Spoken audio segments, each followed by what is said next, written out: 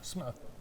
Welcome to the show. Merry Good Christmas. morning. Thanks for having me on today. Yeah. Great to be with you guys. How's your holiday planning going? Holiday planning is exciting but stressful. Yes. I'm just talking about flying out soon, and the weather's coming, and we'll have to figure out what to do with the flights and trying to get down to Florida. Yeah, it's a good it's a good reminder that the holidays are so different for everyone, right? Mm-hmm. What should we all remember when considering family, friends, loved ones during the holidays? Yeah, so a lot of counseling right now, working with students and with parents. It's important to remember that Christmas is exciting. We all look forward to giving presents, getting presents, eating, all the good stuff that comes along with it, spending time with family and friends.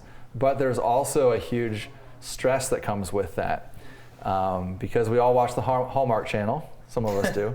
And everything's perfect, and everybody is dressed perfectly, looks perfect, their baseboards are clean, the house is immaculate, and everything works out perfectly. And I think we all know our lives are not the Hallmark Channel. Yeah. And so Christmas is also stressful, and maybe I'll share a couple things today just to kind of handle that stress, right? Because we were just talking during the break that as exciting as it is, it's the level of stress increases with the amount of excitement. It does, yeah. And for some people, Christmas is actually kind of like a lonely time. Yeah. It can be lonely, can be discouraging. Financial stresses, trying to buy all the gifts, and if you're traveling, it costs money, and it can be a difficult time too, right? For a variety of reasons. And so managing your expectations is probably one of the best ways to help with that heaviness or stress that comes with it, right? So realizing that your house is not going to be perfect. Not everyone will come. Not every gift will arrive on time and be wrapped. It's just not all going to work out perfectly. And sometimes just understanding that, it doesn't take the stress away.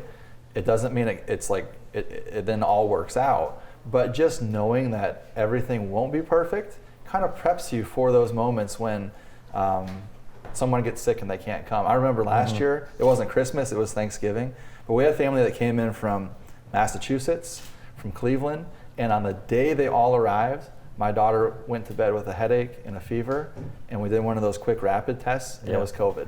Yeah. And so Thanksgiving was, not only could no one come to our house, and then we were like, do we even go over to see them? And it was like Thanksgiving was like my daughter in bed and me, and everyone else was there, and I'm like, this is one of the worst Thanksgivings ever. Yeah. But so those kind of things happen, right? So we start to kind of prep ourselves mentally to go, okay, it's not going to work out perfect, and then we're not blindsided by it, we're not surprised by it, and it kind of just helps us go, okay, this is life, this is not going to be the Hallmark Channel, right? Does that make sense? Yeah, it does. So your expectation when you get a very elaborately wrapped package. Oh, that was just a bit. Mm-hmm. Now you have some really cool things that you do in your family. You have four kids. 4 kids. So it's and they're all school age. They're little ones. Yeah. So what 13 to 7. So yeah. Yeah. So it's when you have kids, I think the size of your family increases the amount of stress, right? You can, yeah, for sure. Yeah. Yeah. So, and one of the things you can do to kind of help with stress too is to create fun family things to do. And as I was preparing for this, I think I actually mentioned this. I was on maybe around Christmas time last year. But one of the things that we did growing up, which was really fun, was on Christmas Eve, we could open one present early if we could pin our dad in like less than a minute. Ooh. And I remember you saying like, I think I could take him. Like, I think I could do it this year. Like, so that's one thing that we did. I was able to do that when I was 10, Josh. Right. So all 4 climb on you and pin you? We have done that in the past. I think and they could set get a timer, you now. right? Yeah. Yeah, they're They're at the age where they can get you a little bit. Yeah, it's a struggle for me to not get pinned and stuff, but somehow it always works out that they get to open a present early. That's but a good family tradition. Stuff like that. Yeah, that's cool. Yeah. We do that. We have open family traditions like that. We that. open one and then, well, maybe just one more. Well, it just depends. Now the grandkids get to open the present. Like one early One type on thing? Christmas One early. Eve. Okay. Yeah, okay. for And sure. then you open it and it's like, oh, gee. Oh, It no. doesn't really count. It's socks. pajamas. Gotta No. do another one, Yeah, right? you gotta Yeah. do another one. Yeah. But you don't make them like arm wrestle or anything to earn No, it? but or that's no? a good idea. That is a good idea. Okay. We're gonna add one of the feats of strength. Since Feats of strength from Yeah, Seinfeld, exactly. right? Perfect. Don't add in the I got a lot of problems with you people type stuff, but yeah. But there's some cool things you can do, right? There's the interfaith shelter. We did that Yeah. last year as a family. It was really great. And Stephen Castle over there, and I think their website's really easy to use to Yeah. volunteer. That's a really cool thing to do as a family. Even our as young as 7 came, and Yeah. my parents came, and my in-laws came, and it was like a whole volunteer opportunity. How important was that for you and your family around the holidays? That was great. It was Yeah. really neat. Again, there's so many different people who watch this show and live in Jackson, and again, some people are going to have a Hallmark Christmas and they're Yeah. this massive house, and we don't have that. We don't have like all those things worked out, and everybody's going to have their own little traditions, Yep. their own little situation, and just to be okay with that, be content with that. Yeah. And Queens community-wide Christmas dinner is still searching for volunteers Oh yeah. and guests. So You volunteered at that before, yeah, haven't you? Yeah. we volunteered this year. Oh, cool. Yeah. Very nice.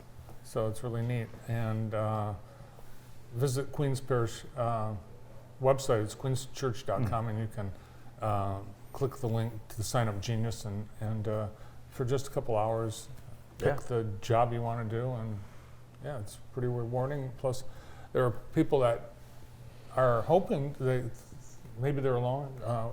Queens is hoping that they have 300 guests. Oh, that'd be great. Yeah. Awesome. So that would be. So the family tradition, even if you've never had a family tradition like the wrestling for presents, is it something you can just start a Yeah, tradition? Be creative. Have fun with it. Yeah, there's caroling you can do, making cookies for neighbors, showing up at somebody's house with cookies and singing them a song. Yeah. I mean, whatever you're comfortable with. But there's lots of different things you can. We haven't had carolers in a long time. Me and a group of friends did that when we were younger, and it started off as kind of a joke in the neighborhood. But then we kept going, Yeah. and we were carolers once. People I like it. enjoy that. We need to bring that back. Yeah. That was fun. Our church did it downtown Really? Jackson a couple on Friday night. Yeah. You had carolers growing up when you were. yeah. Oh yeah, we lived in a neighborhood and people caroled That's door awesome. to door. We gotta get that back going. Yeah. Well, people love it, and we do it downtown Jackson, and we'll just stand on the corner and sing by the clock tower Really? at night. That's and cool. It's usually snowing, and people will drive by and stop and come out and join us, and That's kind of cool. Nice. is neat. Yeah. That's awesome. And you keep a journal too. I'm not a very good diary person or journaling person. And honestly, a lot of the guys that I work with in counseling, if I encourage them to keep a journal, they usually roll their eyes and like, I'm not doing a diary. I'm not writing essays every night. But it's not that. It's really actually quite simple and easy, but it's helpful.